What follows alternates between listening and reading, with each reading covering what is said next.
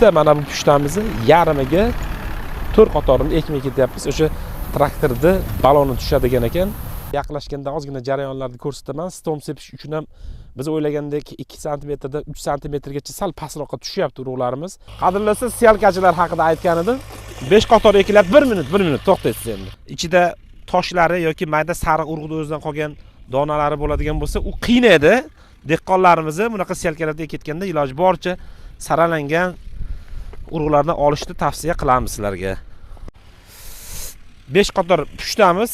Mayli yuraverlar yigitlar sizlar. 5 qator ekilyapti, bittasida 2 sm dan 3 sm gacha ko'milishi bor. Mana bu halidan beri aytyapmiz sizlarga, arig'imizni ichidan arig'imizni ichigacha 1 m 20 cm.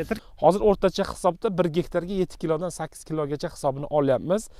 Yaxshi chiqyapti hozircha. Hozir 9 qator ekiladi, keyin unib chiqqandan keyin muxlislarimizga xudo xolasa Bo'ldi, xudo xolasa ma'lumotlar yetkazamiz, davomli qilamiz, nasib inshaalloh. Davom ettiramiz.